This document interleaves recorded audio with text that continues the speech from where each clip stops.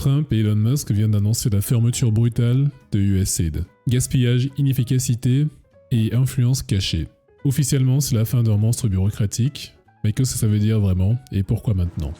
Parmi les arguments avancés contre cette agence, une volonté de réduire les dépenses publiques, mais aussi des désaccords idéologiques. J'adore le concept de l'USAID, mais ils se sont révélés être des fous radicaux de gauche. Le concept est bon, le problème, ce sont les gens. USAID, c'est censé être de l'aide humanitaire. Mais pourquoi on a plus l'impression qu'ils jouent à la civilisation en mode conquête culturelle? Having a weapon is very different from actually using it. Really, nigga? Les États-Unis envoient des milliards à l'étranger.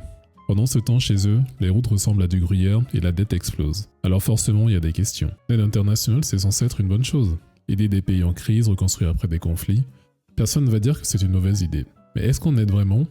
Ou est-ce qu'on crée une dépendance? Parce que si on regarde bien, les pays qui reçoivent cette aide finissent souvent encore plus instables. USAID, ça sonne sérieux, mais avec leur bilan, ça pourrait être une start-up qui te promet des rendements à 200% sur LinkedIn.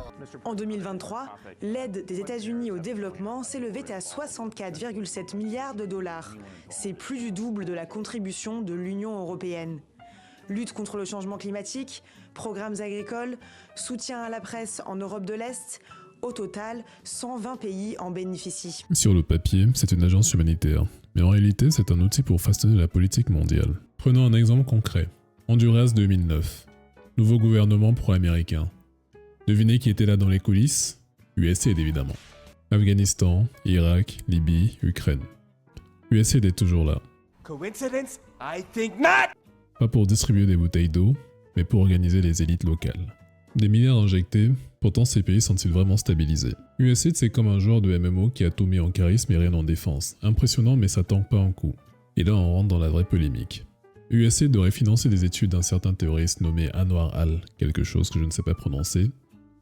Celui-ci aurait participé aux attentats du 11 septembre. Comment une agence censée aider le monde se retrouve à financer des individus aussi dangereux? Pendant que les USA investissent dans des ONG et des subventions, la Chine elle construit des routes, des ports et des infrastructures. Deux méthodes, un même but, contrôler les pays en développement.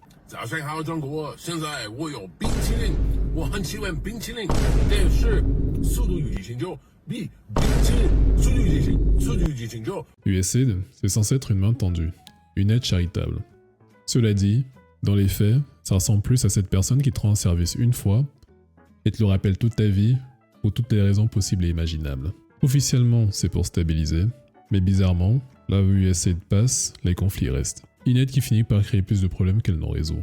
C'est toujours de l'aide? Peut-être que la vraie question à se poser, c'est pas de savoir si l'USAID est un outil de pouvoir des USA, mais plutôt savoir si finalement est-ce qu'il existe une aide internationale qui vient sans arrière-pensée. Parce qu'une aide qui bénéficie plus à la personne qui donne l'aide qu'au bénéficiaire, est-ce vraiment de l'aide ou une arnaque bien pensée? Surtout quand on sait que la majorité des fonds qui sont donnés en aide aux pays défavorisés, très peu de cet argent ne se retrouve vraiment dans les poches des personnes sinistrées.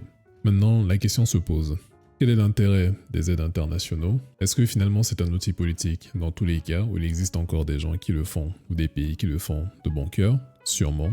Mais quelle est la part des bons, quelle est la part des mauvais? Qui sait? Dans tous les cas, merci d'être resté jusqu'ici. Aide mon algorithme et lâche un commentaire et un like. Et peut-être même que tu pourrais t'abonner. Je te dis à la prochaine. Garde la pêche.